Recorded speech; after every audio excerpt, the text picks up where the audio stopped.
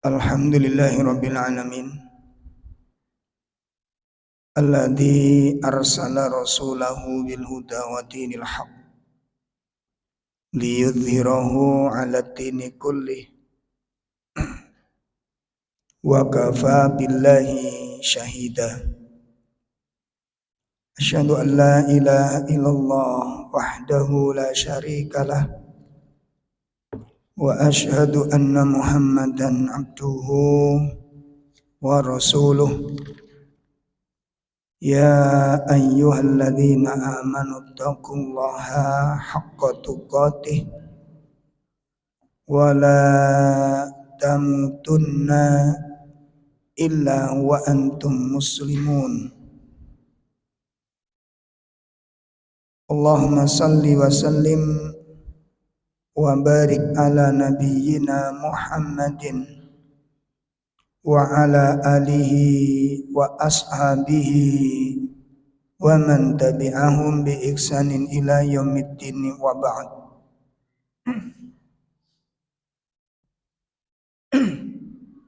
Ikhwatul iman, bapak-bapak, ibu-ibu majelis taklim yang semoga dimuliakan Allah Subhanahu wa taala.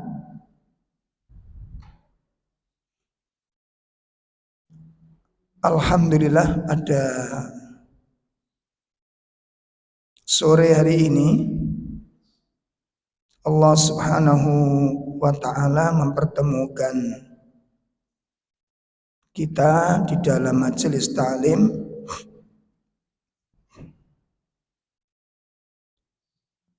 mudah-mudahan pertemuan kita di sore ini mengantarkan kita untuk mendapatkan kemuliaan dari Allah Subhanahu wa taala, dan semoga ilmu yang akan kita pelajari mengantarkan kita semuanya untuk mencapai kemuliaan di sisi Allah Subhanahu wa taala. Amin ya rabbal alamin.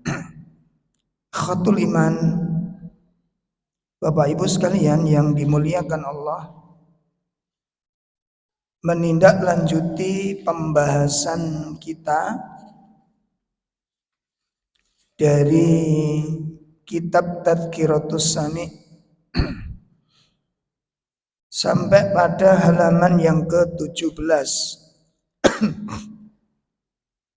tentang fawaidun nasihatul ulama, faidah dari nasihat-nasihat para ulama fil ilmi, tentang masalah ilmu, wal fadhail, dan keutamaannya.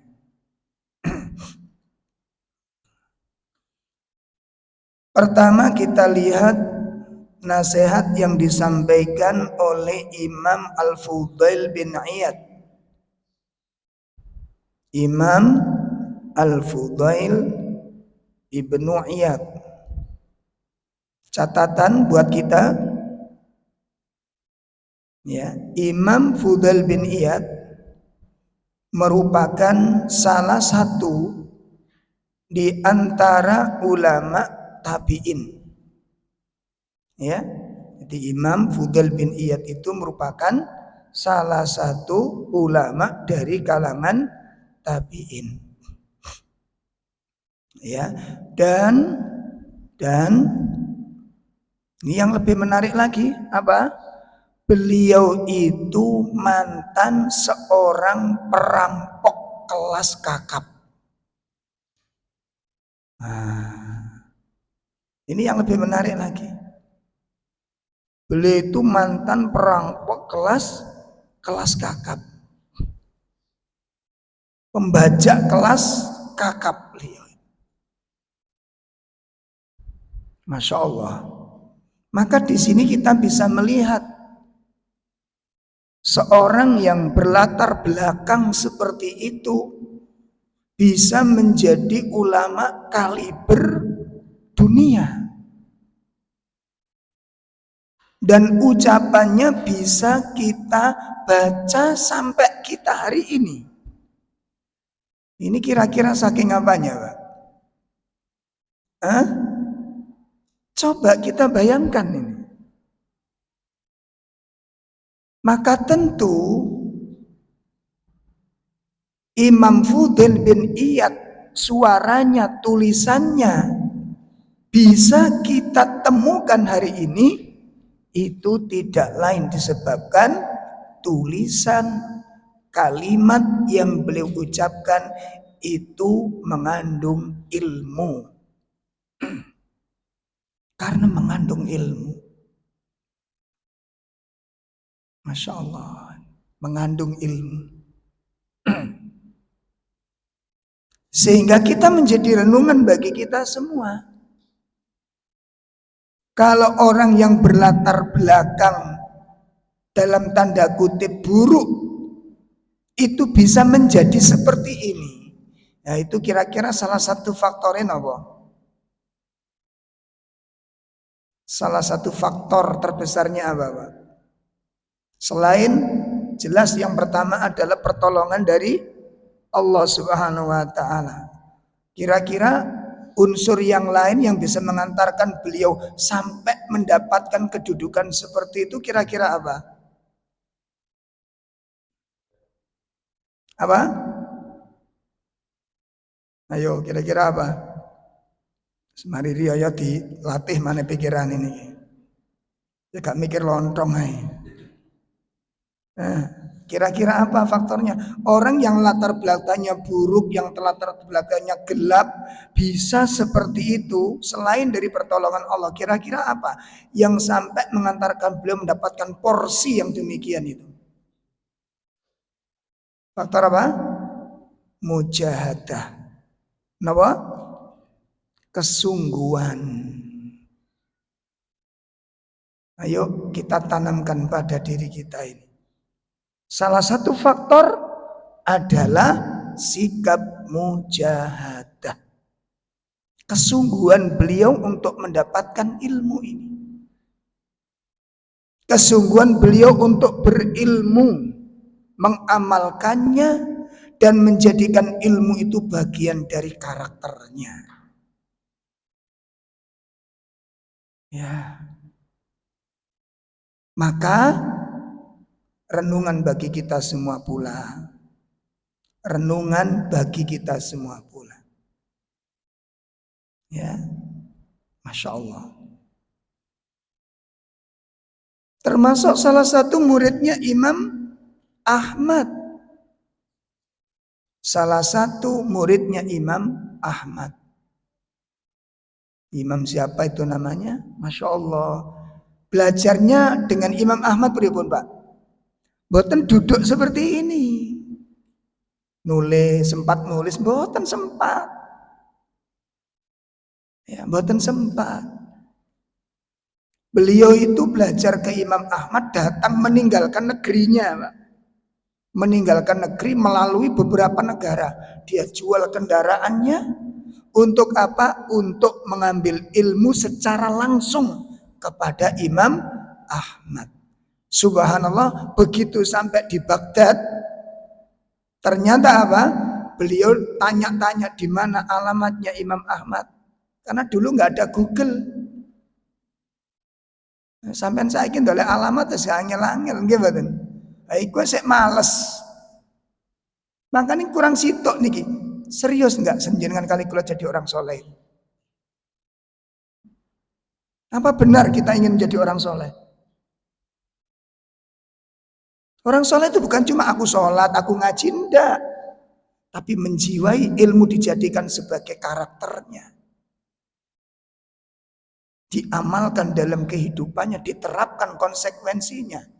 Itu mungkin yang hilang dari diri kita.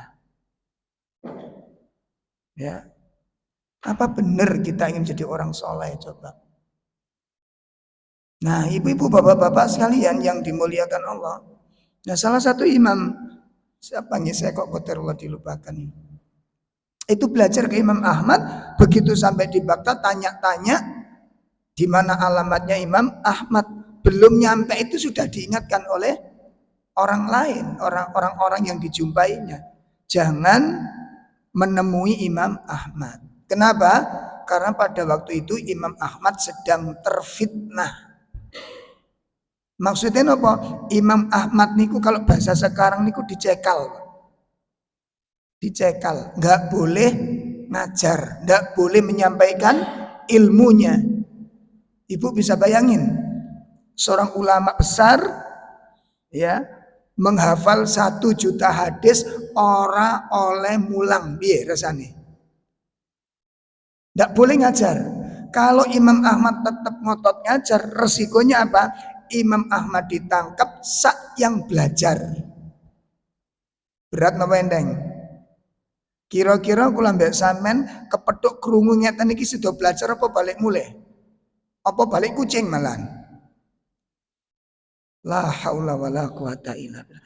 Ternyata ulama ini tetap berangkat ingin menemui Imam Ahmad. Kenapa? Wes kadung, Pak. Karena dia nggak mendapatkan berita tentang fitnah yang sedang menimpa kepada Imam Ahmad itu. Sampai kemudian Allah takdirkan ketemu di Imam Ahmad, dan Imam Ahmad menyampaikan, saya sedang terfitnah, tidak boleh ngadakan majelis taklim, tidak boleh ngajar. Kalau ngajar saya ditangkap, kamu juga ditangkap. Akhirnya apa, Pak?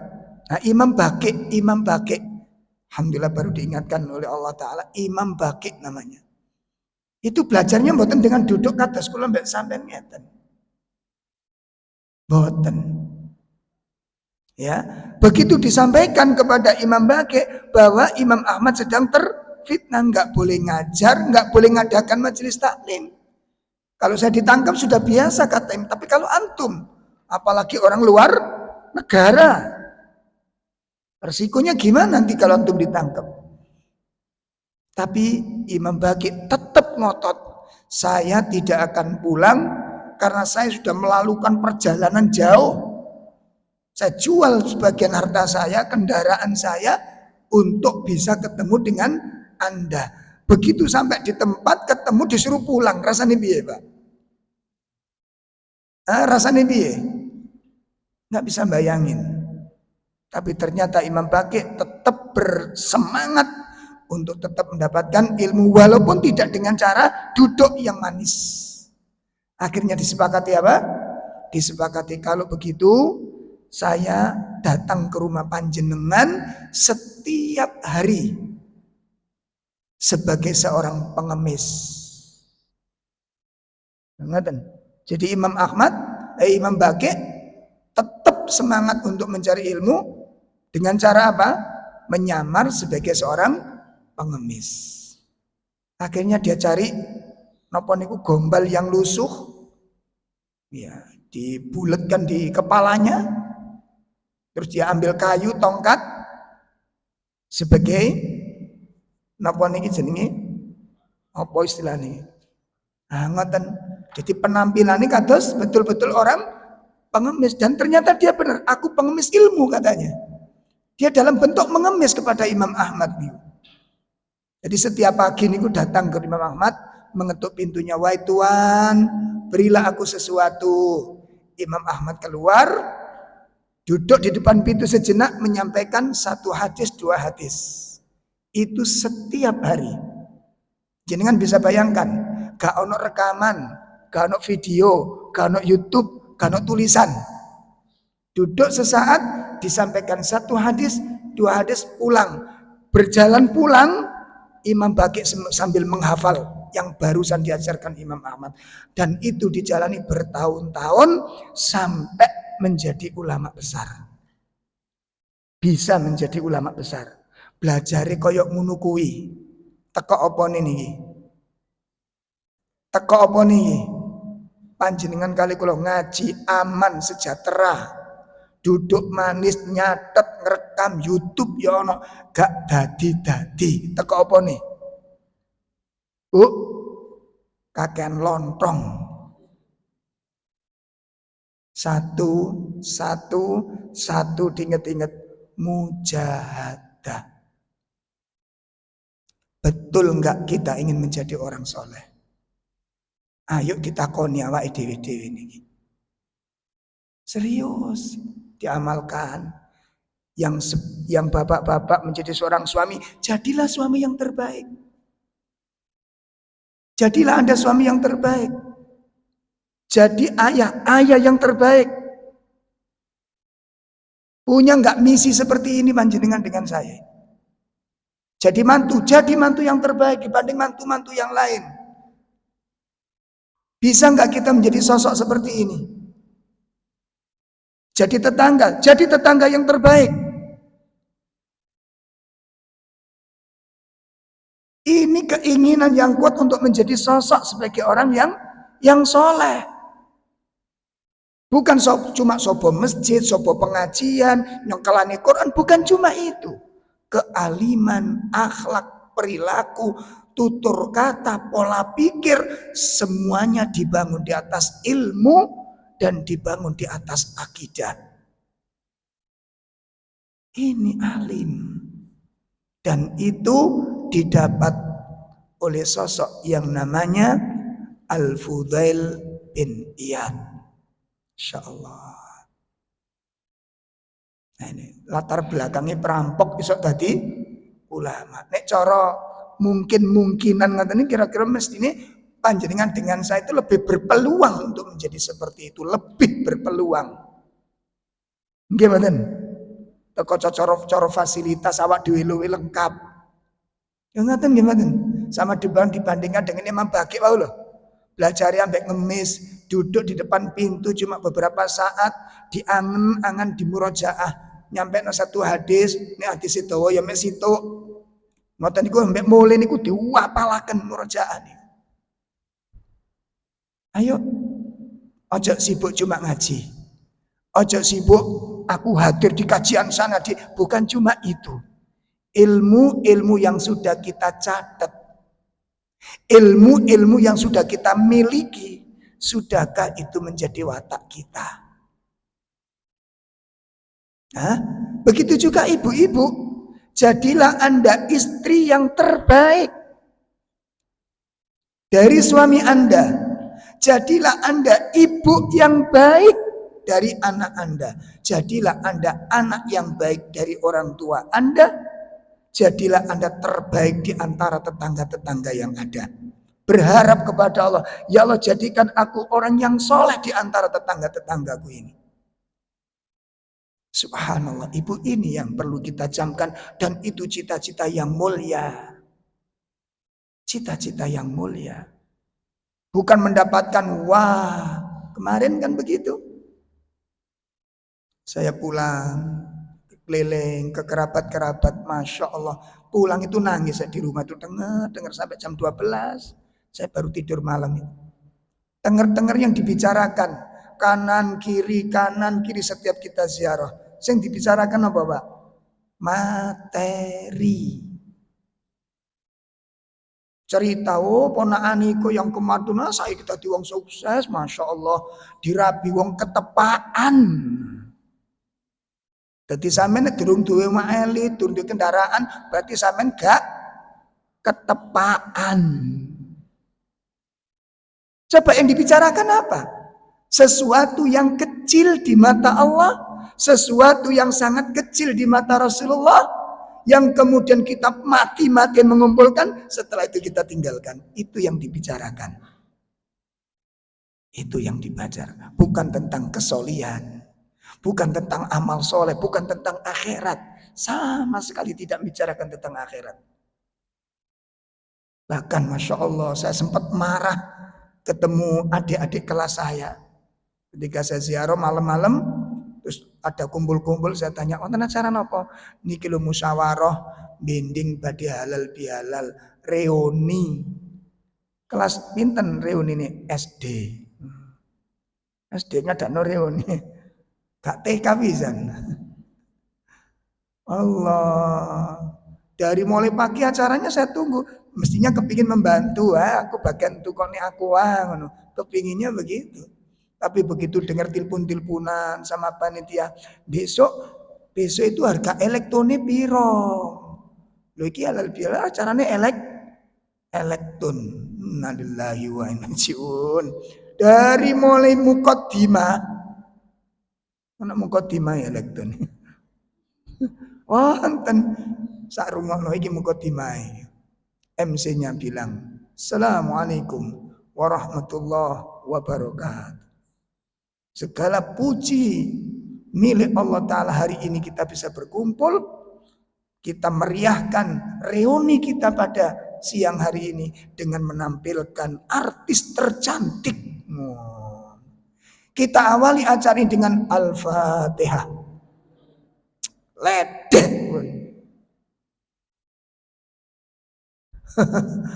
Ngoten niku terus acara demi acara lanjut pokoknya terus sampai adzan duhur tiba.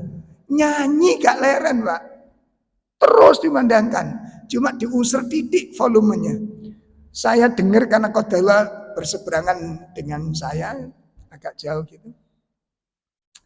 Saya datang ke masjid karena berdampingan dengan musola rumahnya. Sangat dekat dengan musola. Suara adzan sedang dikumandangkan, gak leren. Wah, kepala saya membeluk. Napa membeluk nih? Saya tanya ke kerabat misanan saya depan rumah saya pas itu.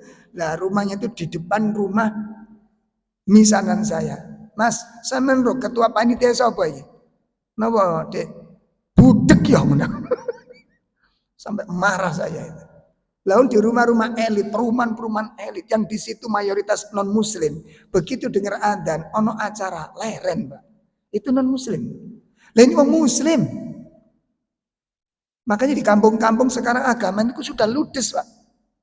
Jauh seperti dengan dahulu.